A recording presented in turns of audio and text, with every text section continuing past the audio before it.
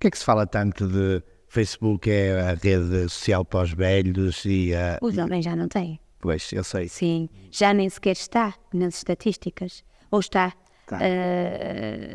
Como apenas 32%. Porque é interessante, não é? Porque E é interessante porque eles se consideram muito interessante no sentido de aquilo não tem um lado tão imediato, não é? Por exemplo, as histórias no Facebook não são imediatas a aparecer, não é? E entra logo aquilo. Eu acho que é também pelo lado intuitivo do Instagram. É mais intuitivo. É só uma coisa, aparece logo em cima, dá para perceber logo quem pôs histórias. No Facebook a coisa não é tão assim, porque a parte de histórias do Instagram é muitíssimo usada. sim. Não é? Às vezes até mais em certos perfis e numa boa franja dos jovens do que a publicação. Às vezes nem tem muitas publicações, é só aquela função da história, da partilha constante e tudo isso. Se calhar os stories foram uma das grandes manobras, entre aspas, da revolução das redes sociais, certo? Sim, e as mais perigosas também. Por causa da imediatidade da coisa? Sim, e porque certamente nós numa publicação não colocamos tanto o que comemos quando acordamos, onde estamos, onde vamos, porque seria muito chato todo o nosso perfil estar com estas coisas. E é por causa da constância, desde que acordamos até que nos deitamos, da colocação onde estamos, o que comemos, ou com quem estamos, onde é que vamos, o marcar os sítios. Isto, na realidade, alimenta um bocadinho, de certa forma, também o eco. Agora, o paradigma já começa a mudar um pouco, porque já se coloca o mal do dia, ou já se coloca mais o mal do dia, não é? Agora também anda assim toda uma novidade, que é eu colocar-me a chorar, o que também não faz sentido, não é? Porque se eu estou a chorar eu não tenho o impulso para tirar uma foto quando estou a chorar. Mas pronto, já acontece no sentido de desvincular a ideia de que tudo o que colocamos é bom, não é? Pronto, embora também seja só estranho estar a ter uma crise de ansiedade ou estar a colocar o meu choro. Mas é por isso, pelo lado do brilho da vida e porque eu estou e porque eu fui, isto faz umas cócegas no ego. E é por isso que as redes sociais trazem alguns destes malefícios que estávamos a falar há bocado em off? É por isso? Sim. Por causa dessa imagem sempre bonita, sempre bem vestido, sempre penteado, sempre em sítios maravilhosos. Sim, e tem a ver também por uma coisa química, porque isto tem todo um fundamento também científico e químico. Tem a ver com a libertação de dopamina.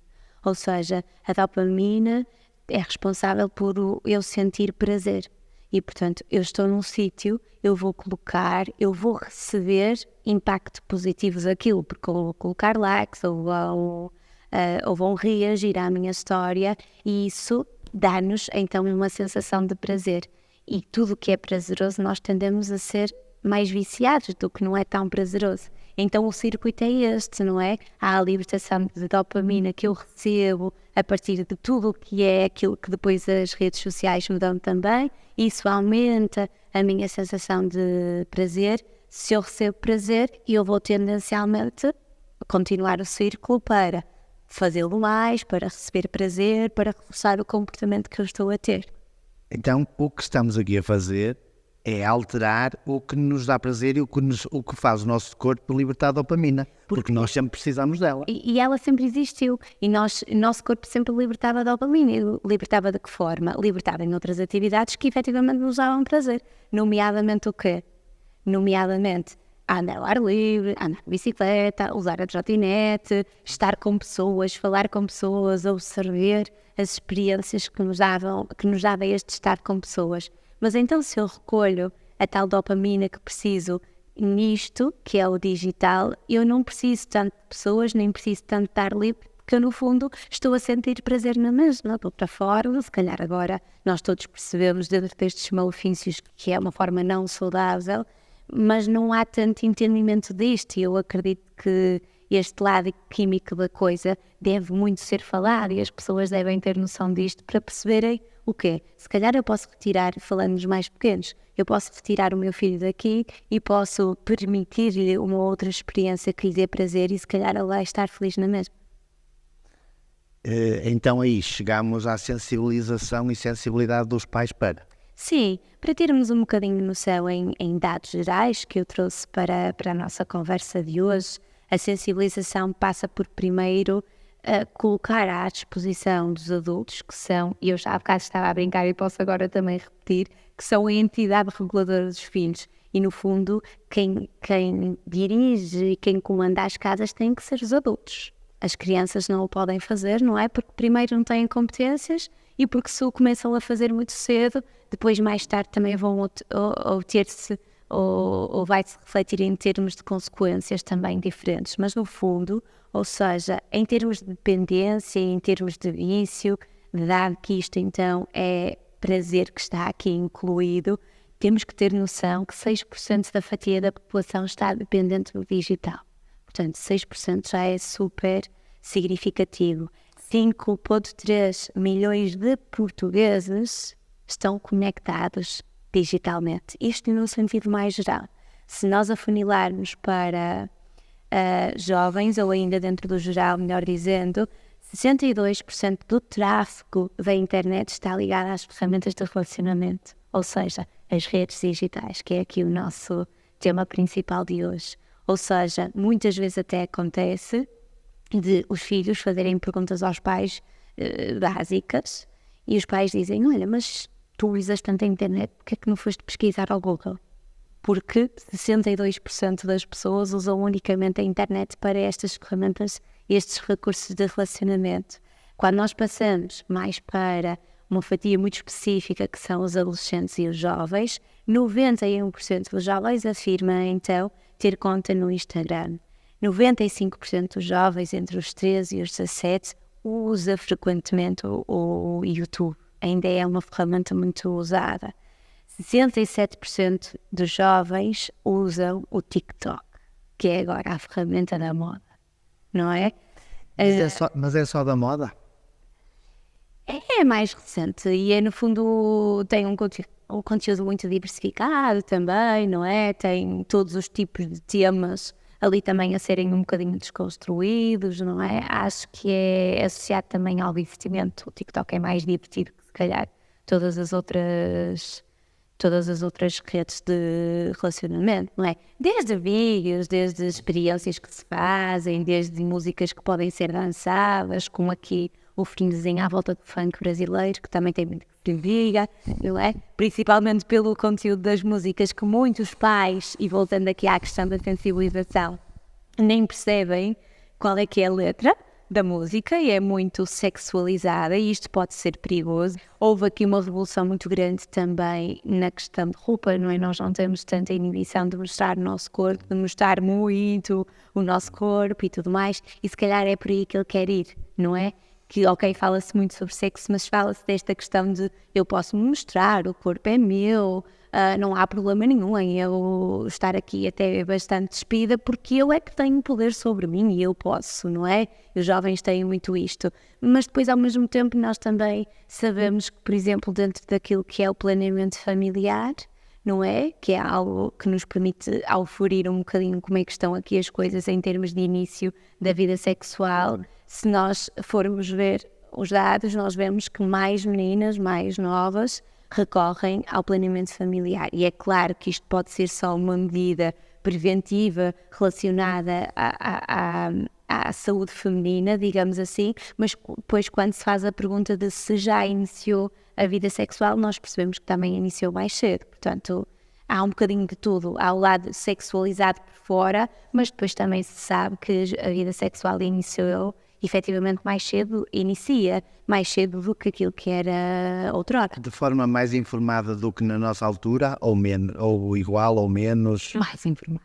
mas informada com informação irrelevante ou achismos, como falava há pouco. Informada porque um dos benefícios do digital, e também nós temos que colocar aqui, é o acesso rápido à informação, não é? Portanto, se eu tenho alguma dúvida, eu posso me socorrer logo também de uma pesquisa e vou sabendo um bocadinho mais, não é? É informada QB, porque pode não ser com conteúdo fidedigno, porque na internet não sabemos que existe todo tipo de conteúdo, desde aquele que é mais válido, desde aquele que não é tão válido assim.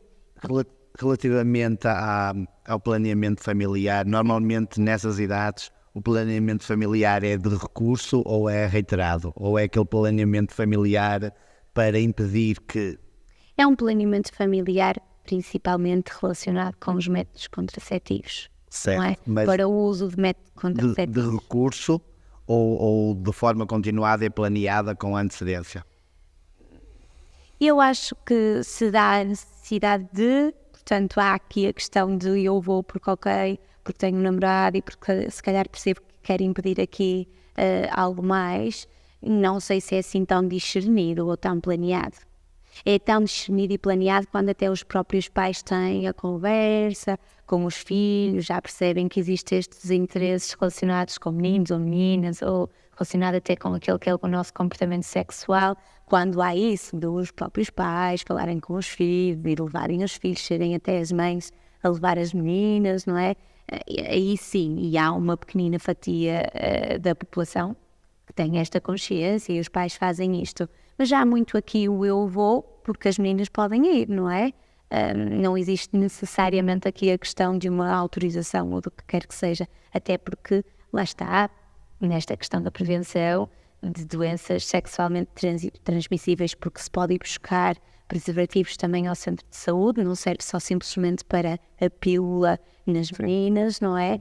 No fundo, também temos que ver aqui o lado positivo da questão e de irem mais cedo, não é? Sim. Buscar estes métodos contraceptivos. Muito embora, como a minha área foge um bocadinho a um contexto de centro de saúde, claro. eu falo muito aqui na superfície, mas acredito que isso possa acontecer. Qual é o papel da escola? Aqui nas redes sociais e na sensibilização, tanto para os problemas como para os benefícios. É interessante, Educação sexual esta também. pergunta, porque se encaixa até num momento muito particular que vivi na semana passada, que tive a oportunidade de ir assistir em plenário na Assembleia da República a discussão da proibição ou não dos telemóveis na escola. Ok. Pronto, e foi muito interessante de perceber in loco como é que as políticas governamentais pensam o assunto. Há escolas a fazer isso, sim, já foi noticiado inclusivamente e, portanto, eu não posso...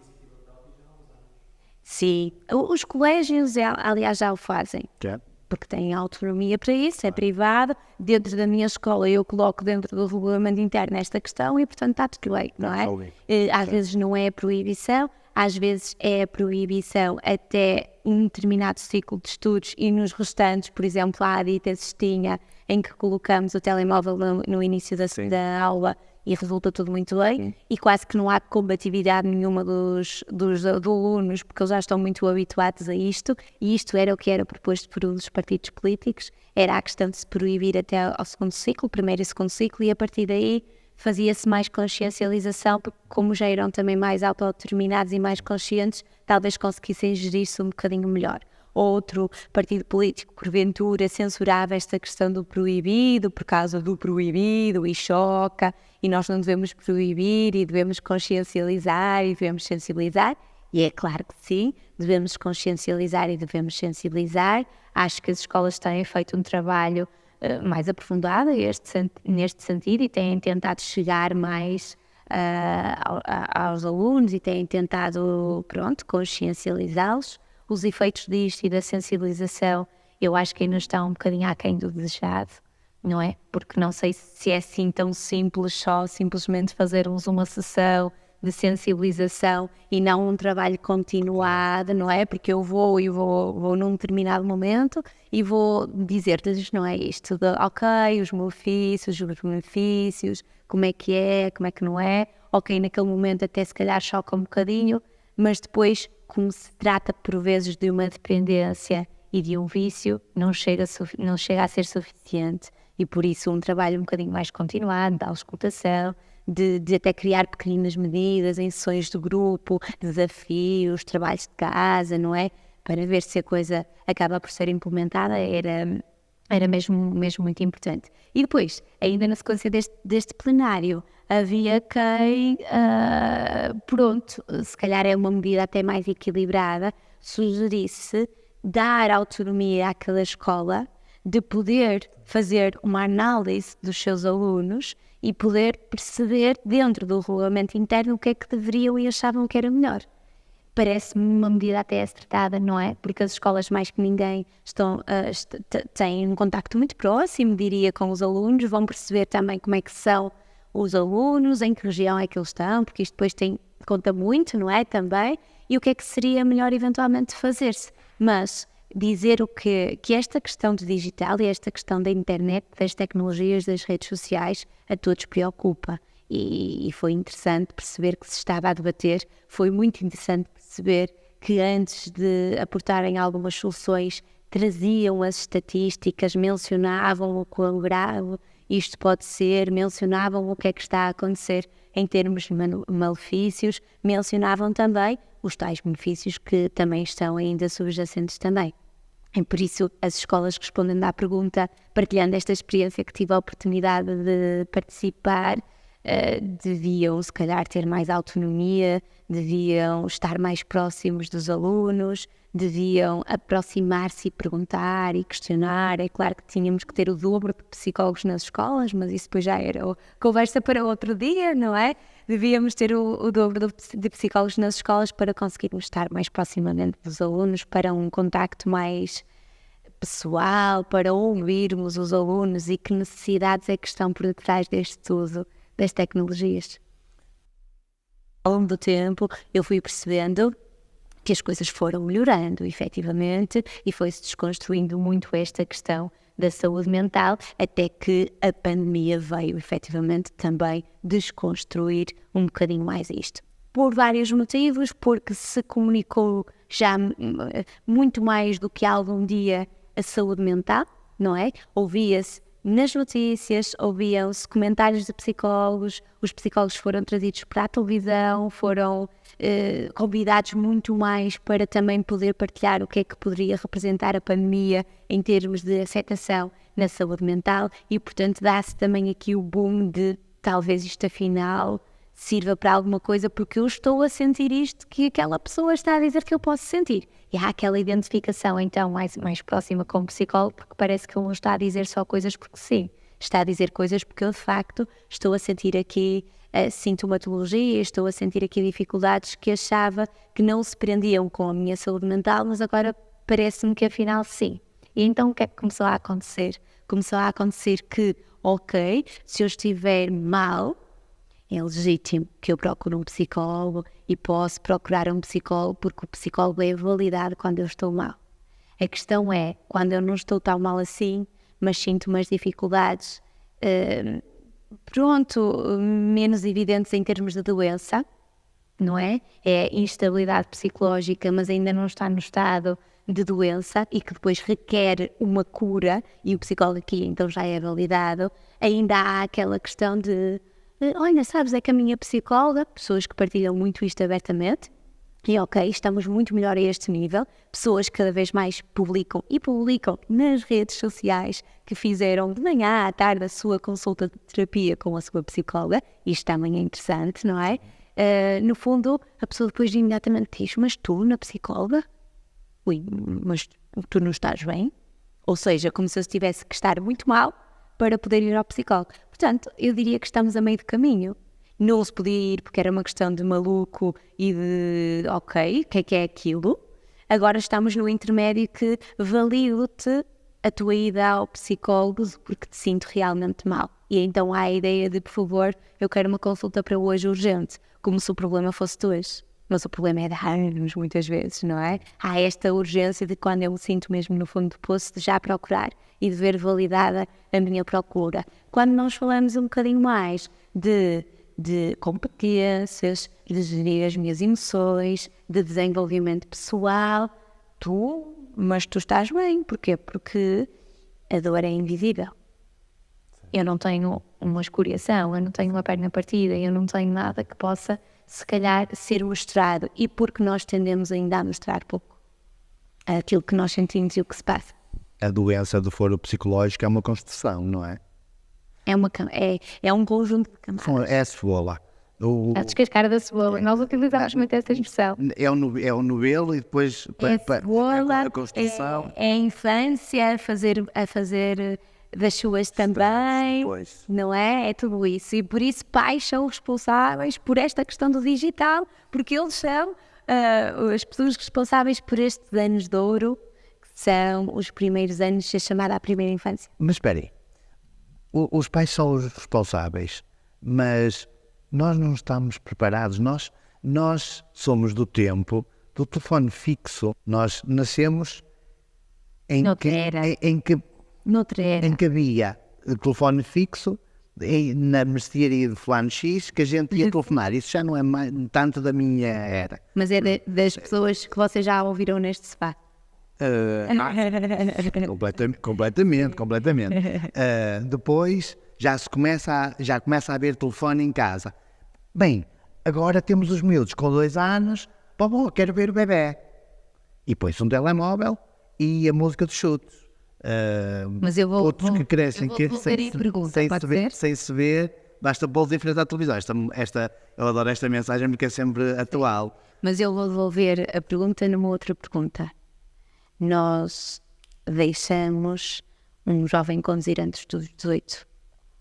Ou nós deixamos uma criança cozinhar antes dos 5? Não vamos deixar. Não vamos. Supostamente não, porque há uma regra delimitada, por exemplo, a este nível dos 18 anos, que tem a ver, 18 anos não são 18 anos porque sim, são 18 anos porque se espera que em termos de maturidade e essas coisas já seja alguém que está pronto para aquilo que significa conduzir, para todos os riscos que lhe estão implícitos, digamos assim, não é? Assim como nós temos muita consciência que uma criança de 6 anos não sabe manusear o fogão. Será por isso, então agora devolvo eu em pergunta novamente. Ténis. Será por isso que os miúdos não querem tirar carta aos 18 anos? Pura e simplesmente não querem. Acontecer, cada vez mais que sim. Monte. Não sei se é por isso que não querem, porque se trata de outras questões que estão aqui também. Trata-se com um descomprometimento face a tudo. Um descomprometimento face à escola, descomprometimento quanto ao futuro, ou seja, pergunta-se, olha, mas tu já pensaste? Tens 16, já pensaste o que é que tu queres ser? Ou naquela fase do 9º para o 10º, que é uma fase de questionamento muito disto, porque tem que se fazer escolhas, não é? Assim, eu não sei, mas olha, mas depois quando lá chegar é o que der. A resposta é esta. Quando eu chegar lá é o que der. Há esta despretensão em relação a qualquer objetivo quanto ao futuro. Portanto, não é muito porque não se sentem preparados ou porque nós achamos que têm maturidade e eles próprios acham que não têm.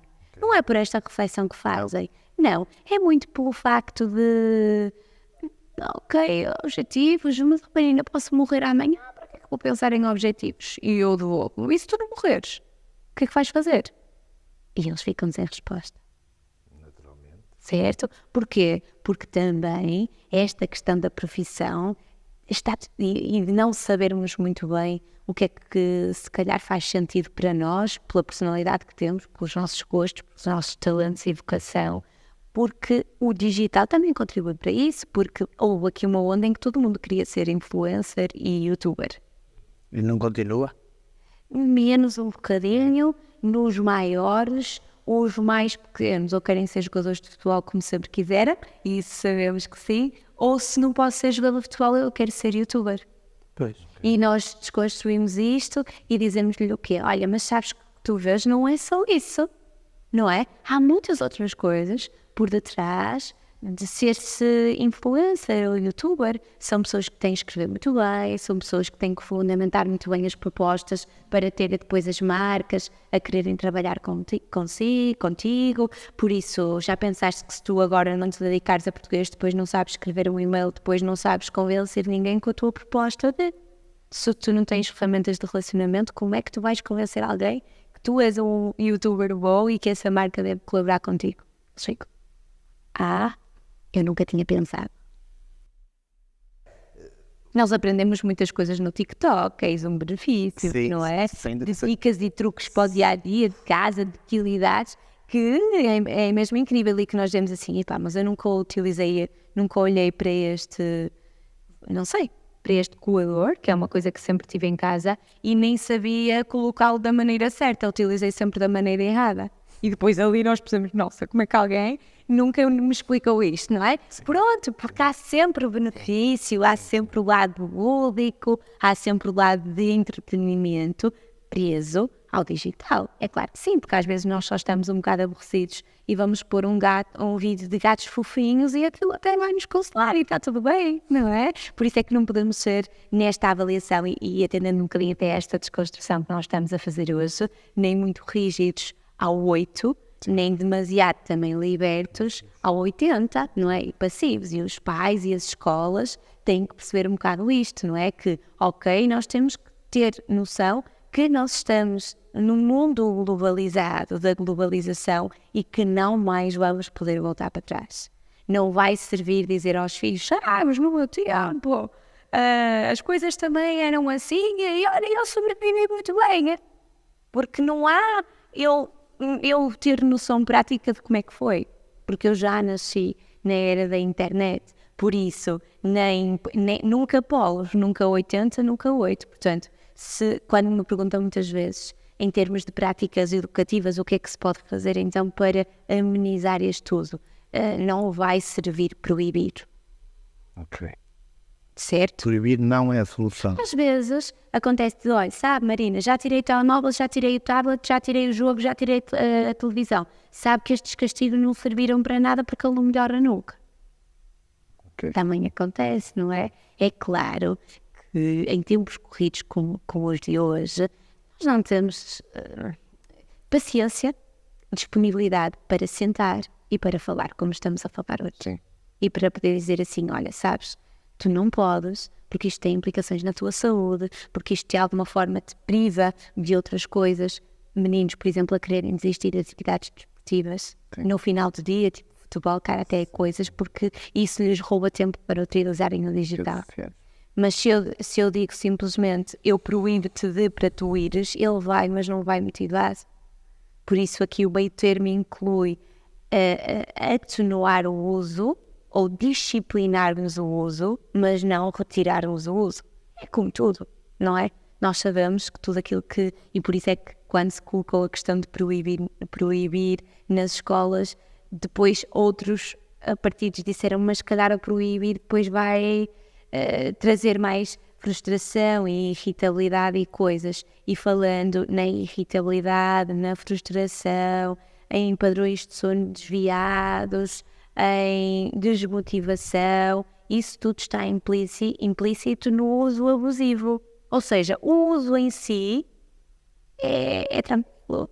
Nós precisamos efetivamente de telemóvel para trabalharmos, nós precisamos de computador para trabalharmos, mas uma coisa é eu estar horas e passar 8 horas do meu dia no telemóvel simplesmente a fazer scroll nas redes sociais. Outra coisa é eu já ter todos os meus compromissos feitos e depois me entreter um bocadinho, me distrair um bocado, me aliar, que é esta a função muitas vezes do digital, do mundo, para, pronto, simplesmente não pensar em nada e estar um bocadinho distraído. Os pais têm um papel perentório e importante, não é?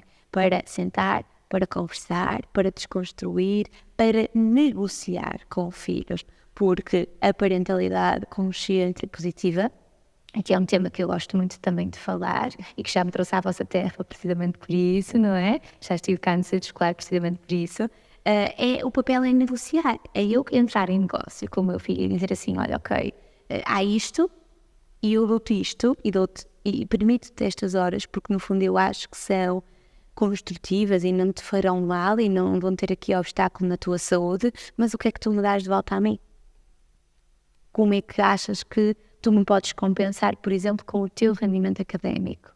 Como é que tu me podes compensar com ajudas cá em casa para tu fazeres parte da dinâmica familiar, sendo tu também autónomo e já podendo ser responsável para isto cá em casa? Negócio. O que é que acontece? Não há tempo, não há paciência, não há disponibilidade. Mas não é só os miúdos, nós também.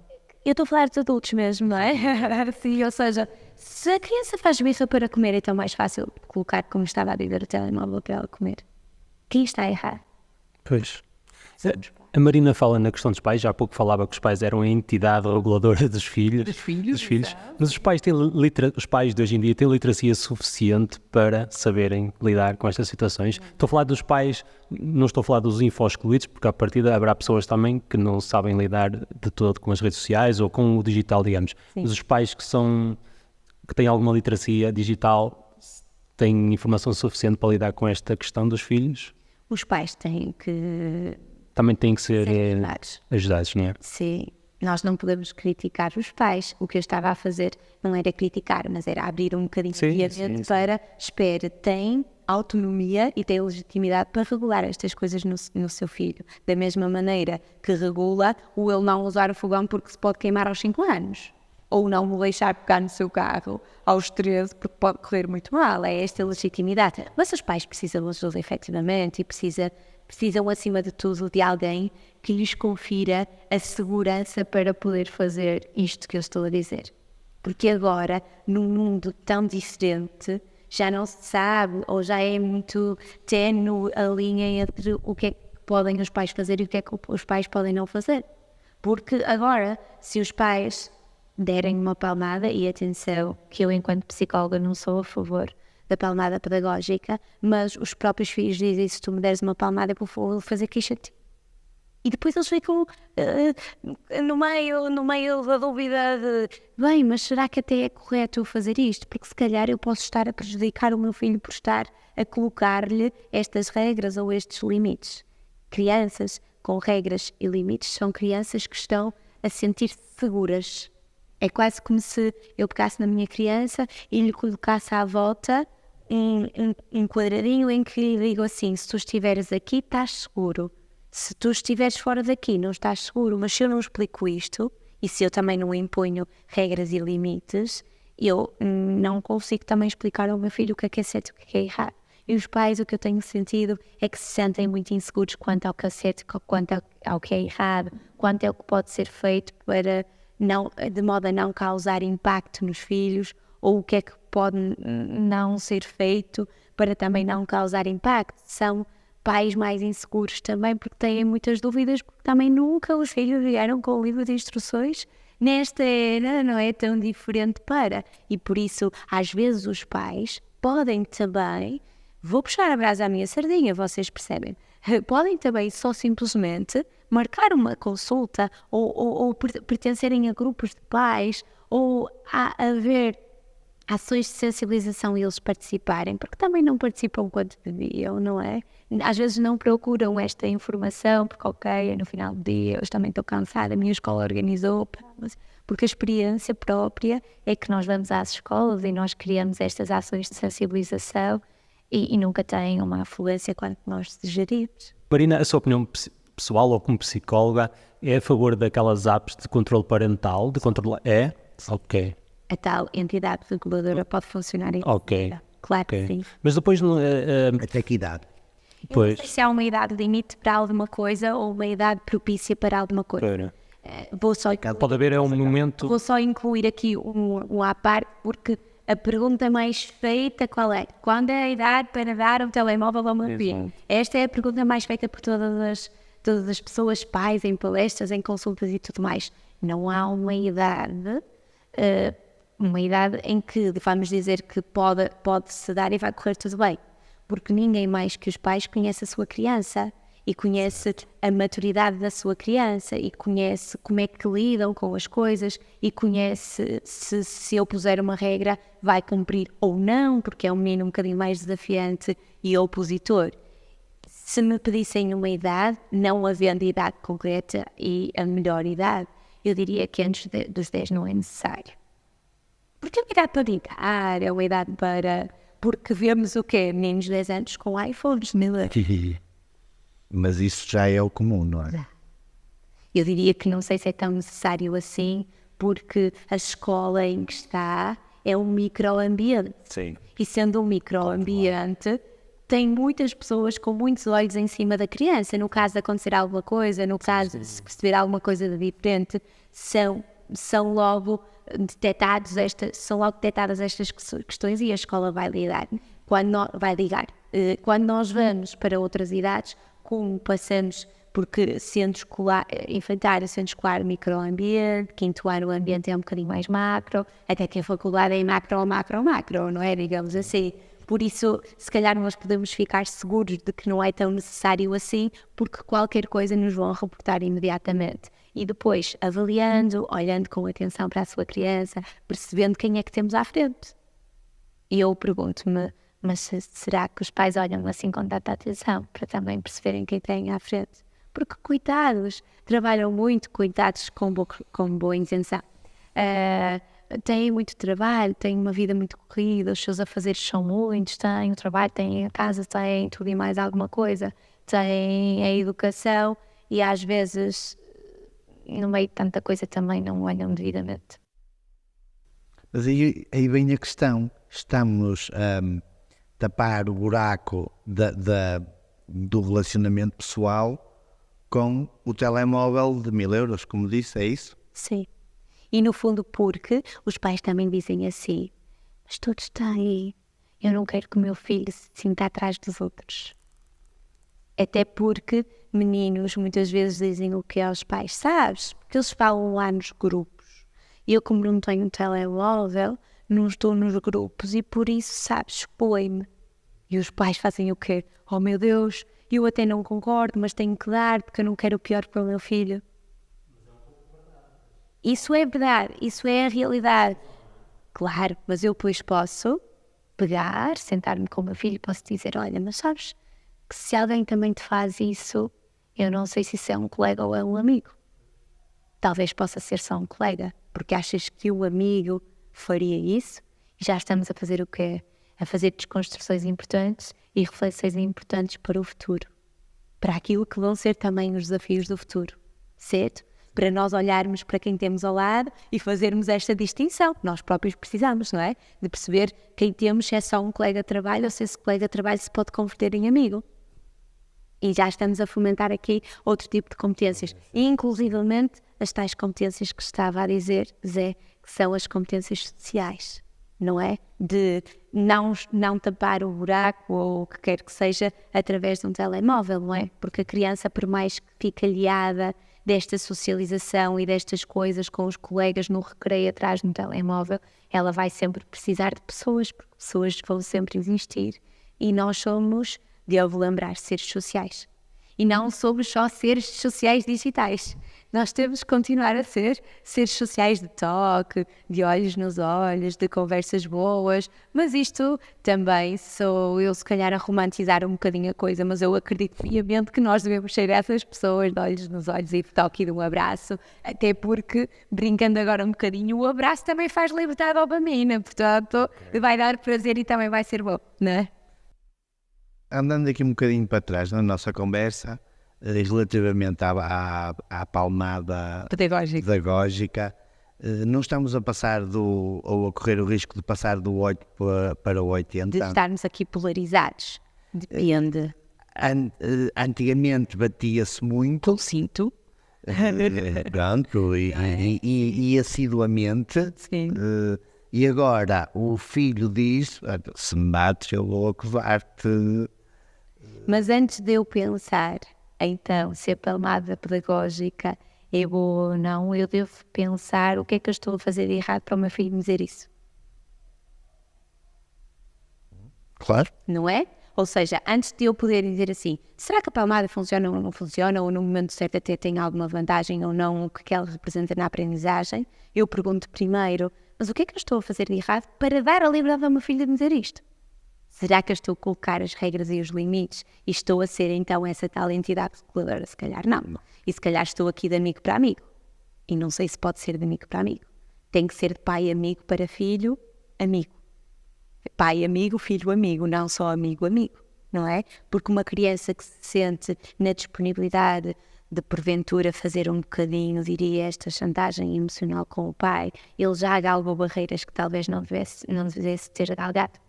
Em relação à palmada pedagógica, na minha afirmação de que eu não sou tão a favor e na relação desta questão polarizada, eu diria que a palmada pedagógica, em termos de aprendizagem, traz o quê? A pressão. Eu não expliquei, não foi? Eu não tive tempo para explicar nem dizer porque é que tu fizeste errado e o que é que isto pode trazer de mal e o que é que sobe a ti. E entra a repressão, entra só medo. A criança para, naquele momento que eu dou a palmada quando ele está a correr no restaurante e a rasgar toalhas, não é? Eu vou dar a palmada e ele vai parar, certo? Porquê? Porque ele fica com medo de receber outra palmada de volta. Mas tenho 100% de certeza que na próxima meia hora está a fazer o mesmo. Por isso, é palmada, não sei se é pedagógica, porque pedagogia é o quê? Sim. Deveria ensinar, principalmente técnicas.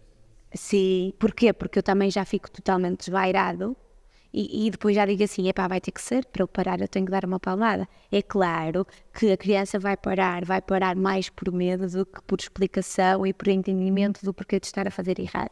E aqui, claro, que nós também temos que ajudar os pais, porque lá está, eles estão tão submersos de tanta coisa, eles próprios muitas vezes também não têm o autocontrole suficiente para poder não imporem a sua regra com a palmada. Mas é claro que eu devo-vos dizer que esta questão vai ser sempre muito controversa. Porque as crianças, por exemplo, podem deprimir. Existe depressão infantil, fala-se muito pouco ainda dela, não é? E lá está o eu ficar aqui na minha vida, não é? No meu mundo, é muitas vezes para eu me aliar disto que se está a passar comigo e destes sintomas, e ficam os sintomas camuflados, mas um dos sinais muito presentes, por exemplo, no sofrimento de crianças que podem, por exemplo, estar em humor deprimido, é a irritabilidade. Se em adultos nós vemos como apatia, o não ter vontade de fazer nada, ou de alguma forma chorarmos muito, a criança não revela tanto a sua depressão, porventura, ou uma possibilidade de depressão desta forma. Revela muito em inquietude, agitação, irritabilidade, mau comportamento. Por isso, nós às vezes também nos devemos perguntar, bem, mas o que é isto? Ou o que é que isto significa? Porque é que, de repente, do nada, eu tenho uma criança que até era controlada e tranquila a exibir isto tudo? E ela, se calhar, não está só a revelar mau comportamento. Ela está só a exibir de uma forma camuflada, porque também não consegue expressar-se de outra forma, não é? Crianças mais pequeninas não conseguem, em irritabilidade. E pegando neste conceito da irritabilidade, eu claro que o aportei agora aqui um bocadinho para o humor deprimido, mas nós podemos olhar para a irritabilidade, para a inquietação, para a adição, com, por exemplo, muitos sintomas presentes na hiperatividade, não é? Porque a hiperatividade tem muito próxima uma outra problemática, que é a oposição e desafio, que é este mau comportamento, como a adição e dependência à internet. Há estudos de, por exemplo, um ataque que foi feito a uma pessoa dependente de cocaína. Ok. E a um menino muito irritado e agitado e opositor e desafiante. E concluiu-se o quê? Que esse menino não é efetivamente hiperativo, esse menino é dependente da tecnologia. Ou seja, Da mesma forma? exatamente da mesma forma que da cocaína. Ou seja, porque ativam-se no ataque exatamente as mesmas coisas que um dependente de cocaína. Por isso, nós agora, enquanto psicólogos, isto é muito dramático, não é? Nós agora, enquanto psicólogos, até temos certas dúvidas em fazer um diagnóstico, por exemplo, de hiperatividade e déficit de atenção, cujos sintomas são estes, porque nós já não sabemos muito bem se é isto ou se eventualmente se trata da dependência digital. Por isso nós vamos ter que explorar sempre tudo isto que pode realmente ser uma hiperatividade e um déficit de atenção, um comportamento opositor, uma perturbação de oposição e desafio, ou a dependência do digital. Há outro problema, que são os estereótipos, e o que é que isso leva a que as crianças e adolescentes sofram com esses exemplos que supostamente para eles são os exemplos. Sim, naturalmente que temos que colocar, obviamente, nesta conversa, bullying, certo? Temos que colocar um conceito que até há bocadinho eu falei também, que é o body shaming, que isto é muito dramático. Temos que colocar o humor deprimido, temos que colocar perturbações de sono, Porquê? Porque eu fico debaixo do computador, não é? Até de manhã e depois já há relatos de crianças a adormecerem na sala de aula, porque simplesmente estão muito desgastadas e muito cansadas e exaustas, até porque consomem muito a nossa energia, o estarmos atrás de uma tela durante muito tempo. Estão debaixo do quarto na sua cama, não é? E estão debaixo dos lençóis até às 2 da manhã e os pais acham que eles estão a dormir. Eu vi um post hoje do professor Ricardo. Ele disse assim, professor, como é que quer que eu esteja atento? Eu estive a jogar no computador até às 4 da manhã, viste? É isso. Até às 4 da manhã. E isto desenvolvemos aqui perturbações de sono também. O que é isto? Sim.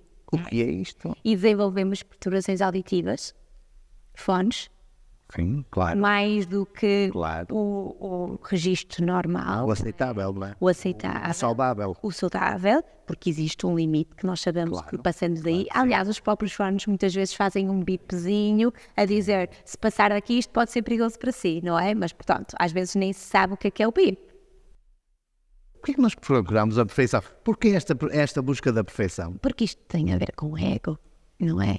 Tem a ver Os likes, Sim. as partinhas. Tem a ver É com isso. eu sou tão mais validada quanto mais likes eu tiver.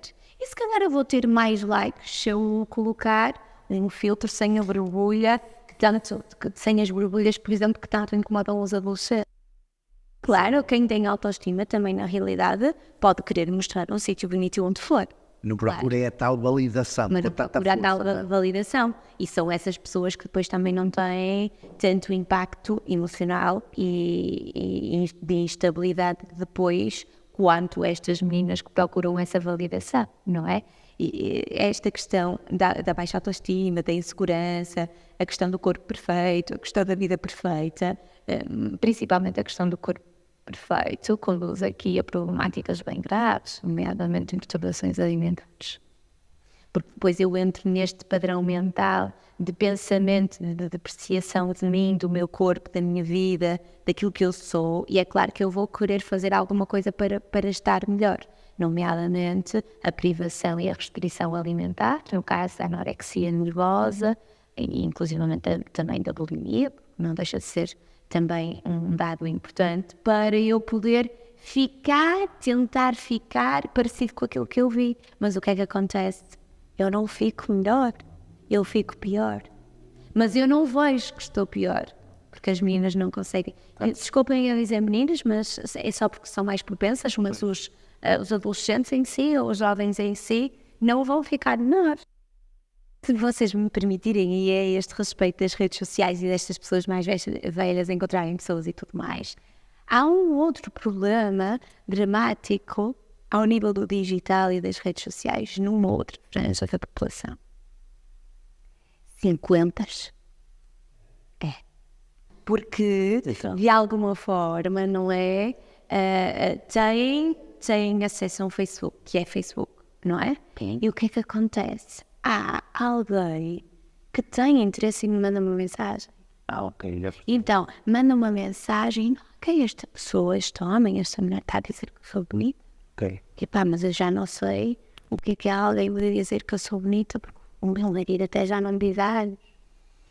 E depois, como não há tanto conhecimento acerca do que é uma rede social e de que pode ser outra pessoa qualquer que não aquela que está a mandar a mensagem, isto pode induzir a muitos problemas, e tem-se percebido isso, problemas em Estamos a falar de problemas até da extorsão de dinheiro e tudo mais, que já... Problemas de extorsão de dinheiro, problemas no relacionamento que a pessoa tem, porque depois há um encantamento que não é um encantamento... Natural.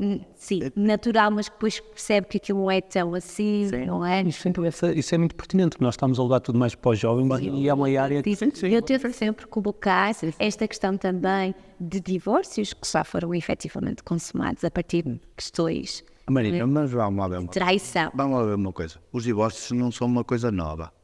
Não. Quando, Mas se diz, aí foi a internet, aquelas pessoas menos formadas, foi a internet, se não fosse a internet... Não. Ou seja, é claro que se o marido já não diz há 20 anos que a esposa é bonita, o problema não foi da internet que alguém lhe disse que ela era bonita. O problema de raiz é qual?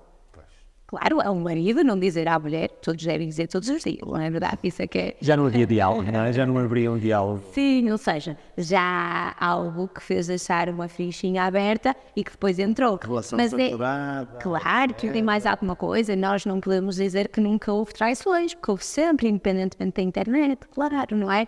Mas, ou seja, não pode ser mais condutor, porque a pessoa não sabendo tanto, ou não sabendo, ou deixando-se encantar um bocadinho, porque acha que realmente aquilo é algo que ela nunca teve, depois percebe que não, e isto depois gera aqui alguns problemas também, e a questão da substituição de dinheiro e tudo isso. Mas é engraçado nós colocarmos a tónica da questão nestas idades, porque é cada vez mais, e vê-se cada vez mais isto. Em duas, três frases essencialmente para os pais,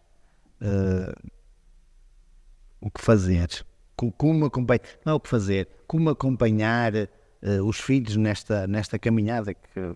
Em primeiro lugar, eu diria que, e que é o que eu digo sempre, pais felizes, filhos felizes.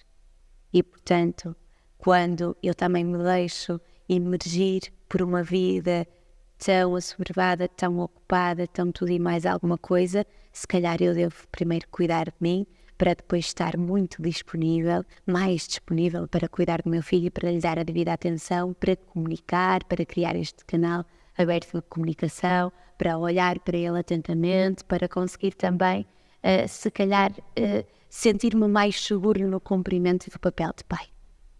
Porque depois isto entra aqui noutros campos, dos pais inseguros, de tudo aquilo que eles sentem, de pais que também não estão bem, depois também não conseguem, efetivamente, tirar este espaço para poderem estar com os filhos. Pais felizes, filhos felizes. Depois, não há pais, não os excetuando aqui a negligência, não é?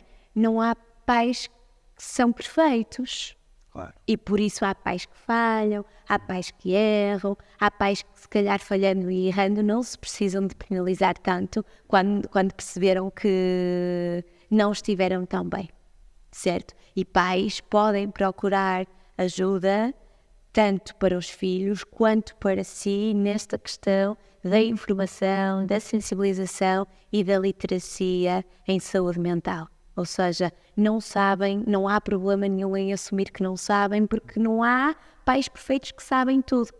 E por isso, se sentem que até podem receber alguma informação que até pode ser relevante para recolherem as tais estratégias e recursos que nós falamos aqui, por favor, partilhem, digam como se sentem, falem das suas próprias necessidades, assistam a ações de sensibilização.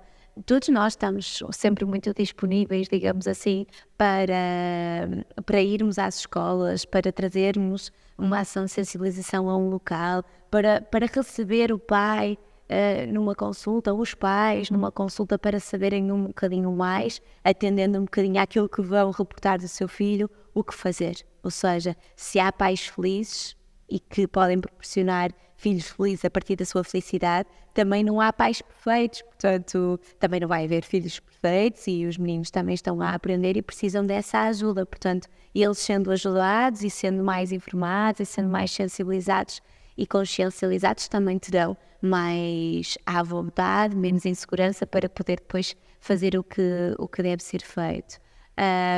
E no fundo, tudo está a mudar constantemente, nós precisamos de estar sempre atualizados, nós precisamos de estar sempre por perto, podemos sempre perceber que nunca ninguém vai estar 100% preparado para lidar com estas questões do digital no seu todo. E podemos também já colocar aqui a questão principal, a questão mais duvidosa do momento, que é também a inteligência artificial, que está já a gerar aqui, não é? Digamos, muitas dúvidas em todos nós, portanto, vamos perceber, vamos procurar, vamos nos informar, vamos dizer aquilo que nós sentimos, vamos ser mais participativos, vamos também cuidar mais de nós, enquanto adultos, para proporcionar melhor também às nossas crianças, sendo que são entidades reguladoras na vida das crianças.